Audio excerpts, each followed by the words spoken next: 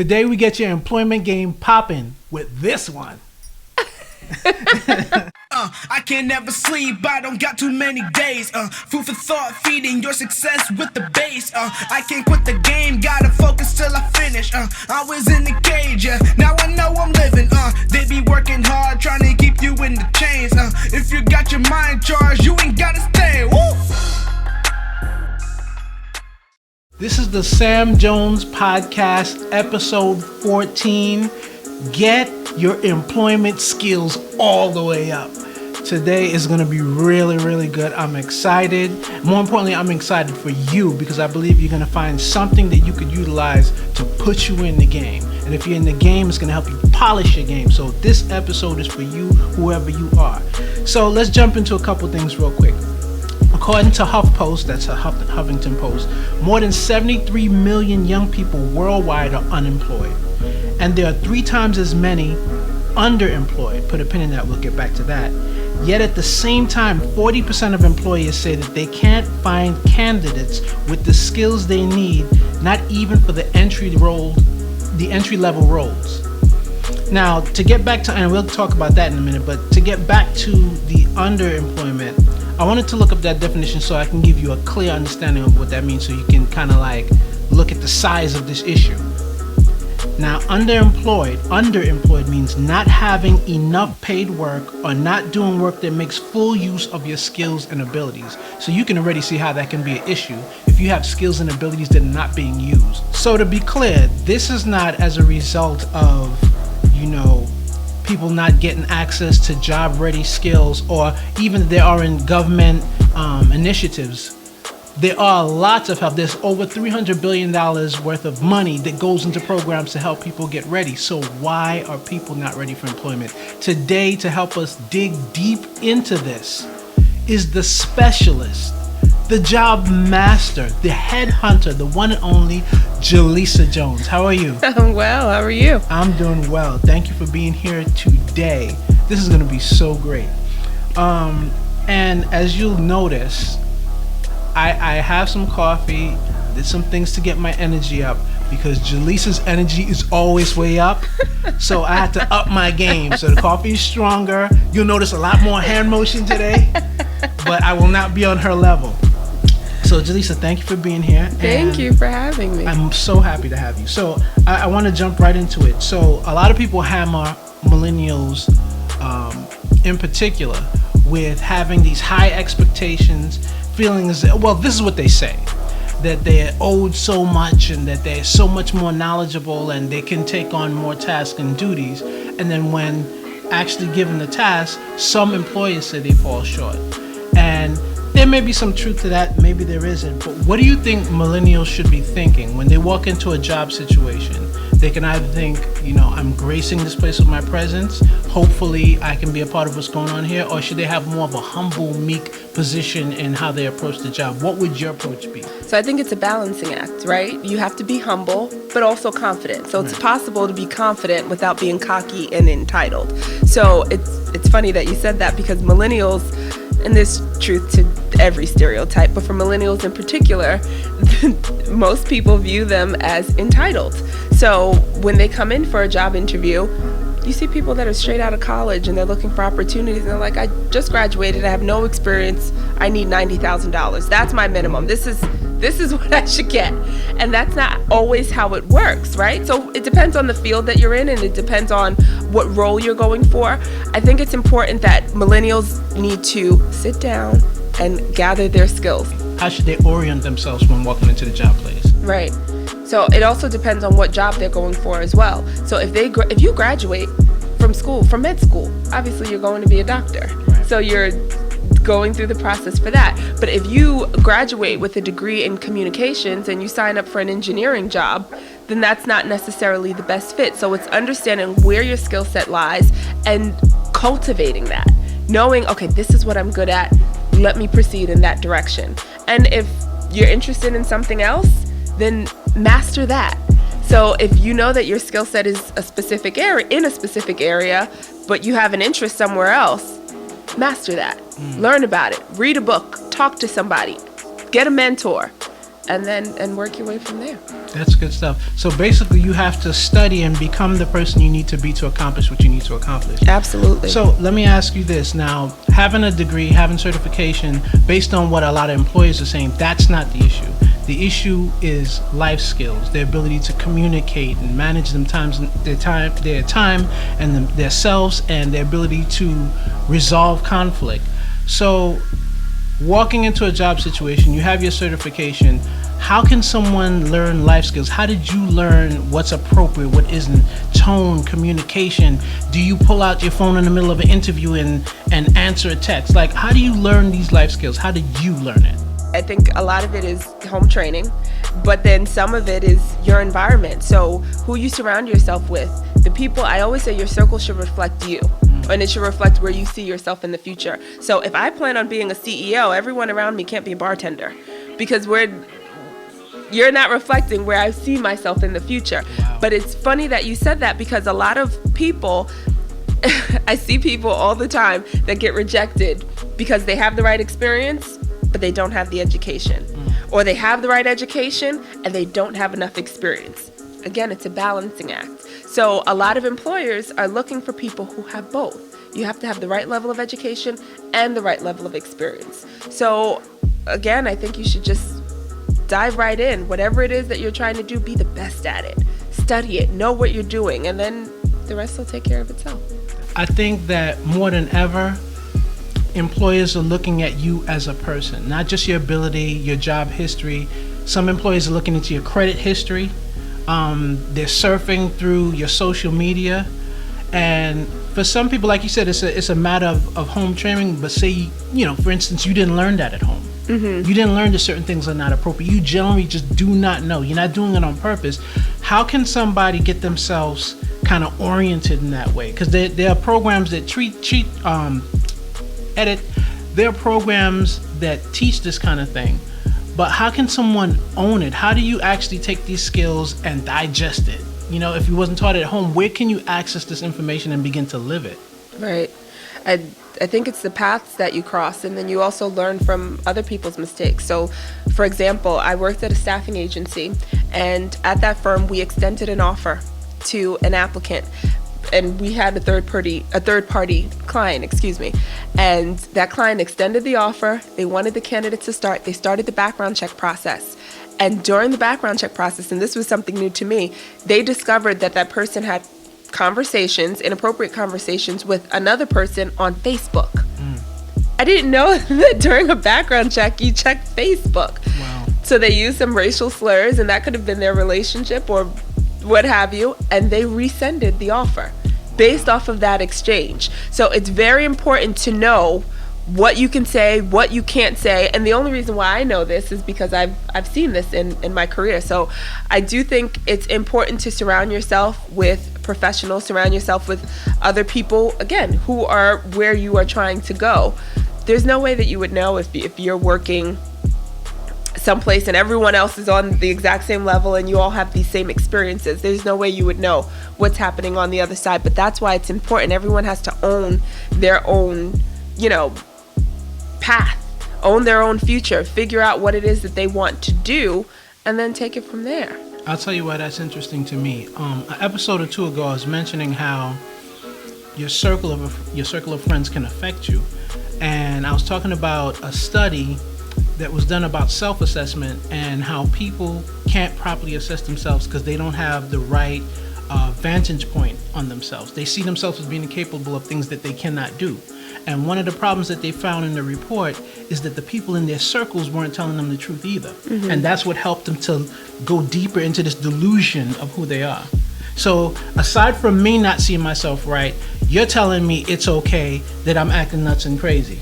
So there is no real reference point for how to straighten up, but if you were in the right circle of friends, like you said, and you were reaching out to people and trying to learn and grab a mentor, these people can help you kind of straighten out your path. So for someone who's entering the job market, what would you say is one of the first things they should be thinking about in preparation for going after employment? Know your field. Be very knowledgeable. I think that we're in a day and age where everything is on the internet. So there's nothing that we need to know that we don't have access to. Right. When I was growing up, we would go in the basement and look in the encyclopedia. Remember the World Book Encyclopedia? We had the whole set. But now you have everything at your fingertips. So thank you, Google. yes. Google, LinkedIn. I mean, there's so many tools. We need to take advantage of it. I, even myself, in finding opportunities, 2 of the opportunities that I've identified have been on LinkedIn. And just communicating with hiring managers, reaching out. Hi, I don't know if you have any openings, but I have this skill. Are you looking? Wow. So not in that way, but of course in a more professional, that's layman's terms, but in a more professional way, I would send that message and I got a job. Wow. Doing that. So it's important to use the resources, not be afraid to step out and to ask for what you want, because the worst that someone could say is no. So I think being fearless is important, but also knowing your limitations, right? So I wouldn't go out and apply to be a surgeon because I don't have the training, but to be a talent acquisition specialist, to be a recruiter, to be an HR coordinator. I know that those are things that I've done in the past. So those are jobs that I qualify for, and I'm well versed in those areas. So I feel confident and comfortable enough to go after those positions. So I do think that the internet is underutilized, and people need to prepare themselves and go after what they want, but be knowledgeable about what it takes to get there. Right. So you touched on something. You said the worst that can happen is no. Now, for some people, that is deflating. That no will shut them down for the rest of the week. Borderline depression. No. How do you process no? I'm very glad that you said that. So before I answer that question, when people are looking for jobs, let's say I'm on the search right now, on the hunt right now, and I'm going online and I see there's thousands of jobs available, whether it's on Indeed, Monster, Career Builder, and I am applying like crazy. Most of the jobs that are posted, these companies require them to post the jobs. That doesn't mean that the job is open. That doesn't mean that the job hasn't been filled or anything. So a lot of times when you go online, most of the jobs that you see posted are already filled. So you're going to see a lot of rejection, and it's not because you're not the right fit. It's because they've already identified somebody and they had to post it just to satisfy their legal obligations. Wow. So you have to understand that a lot of things are just, I don't want to say political. I'm at a loss for words. There's a process involved. There's a process. So sometimes you have to see a few no's before you see a yes. So the no doesn't mean that you're not necessarily the right fit. It just means that that's not the right opportunity at that time. And then on the other side of the coin, in the event that the no was no, we don't need you, or you don't fit the bill, all that means is that you may need to tighten up and make some adjustments. Maybe something in your resume needs to change. Maybe you didn't, exhibit the right type of skills in that exchange. So a lot of people don't understand that when you go in for these interviews, there's do's and don'ts. There's things you do and do not say. There's body language, clothing that you shouldn't wear. All these little things play a part, and sometimes we kind of remove ourselves from the opportunity or disqualify ourselves just by not knowing these little things. So a good thing, I think, and correct me if I'm wrong, to do is when you go on these interviews or you get rejected for whatever reason, I would ask, really quickly, could you tell me if there's something I could have improved on? Was there something better I could have done? What do you think about kind of gathering that type of feedback to kind of turn the no into a yes the next time around? Is that helpful? Absolutely. All right, so let me switch gears real quick, and I want to ask you the question from the perspective of someone who is on ground level at their job. A cart boy at one of these, no disrespect to you cart boys, I appreciate you. You guys are good. This is not a shot at you, but you're a cart. It's a cart wrangler. A cart wrangler. You wrangle the shopping carts. Right. Cart management. And this guy or girl, they're like, I feel like I can do more. I can take on more responsibility. I'm underemployed in the sense that I don't have the certification, but I have the drive. I'm quick to learn things. I just need to be put in a position. What are some of the things they can start doing to kind of position themselves for promotion inside of the job? They already got the job, but what can they do to start making their way up? Because I think ultimately the goal should be to move to a higher position or the highest position you can in that job. And if they can't facilitate you or with regards to pay or the type of job you feel you need in your life at that point, then at least you've built up enough of a resume and accomplishments and knowledge and learning to be able to graduate to another place. So what's the first step in kind of moving up that ladder? I would say working on your skills, and education is also very important. So at one point, having a bachelor's degree was, if you had a bachelor's degree, you made it. Now it's like a lot of people have a bachelor's degree, you need a master's or you need a PhD. So if you could further your education in a specific area, I think that is very important. For an example, I have a colleague that I used to work with, and when I brought her on to our organization that I worked at the time, she came on as a scanner. She worked in the mailroom and she was scanning. The hiring manager had no idea she was an Ivy League grad from Cornell. So until she expressed that, although I'm scanning right now in the interim, but I do have these skills, a lot of times the hiring managers don't know what you're capable of and what you've done. So it's your responsibility to let them know, this is who I am, this is what I do, this is what I'm capable of. So at that point, once you have the cards on the table, they have to evaluate, assess what you can bring to the table, what you can do, and then make the adjustments accordingly. So if you can't move up in that company, it's important to still hone those skills and then go somewhere else where you can move up. So let me ask you, with regards to resume preparation, I know there's a million components and factors involved, but if you can just simplify for them, those who are watching, what are some of the things that an employee is looking for on a resume?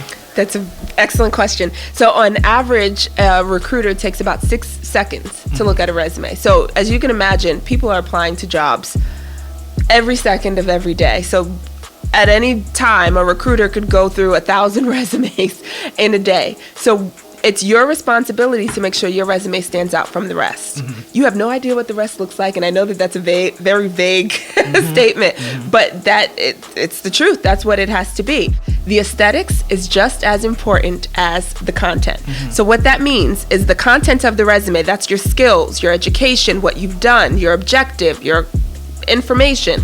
All of that is important because the employer needs to know what you're bringing to the table, what you're capable of, what you can do.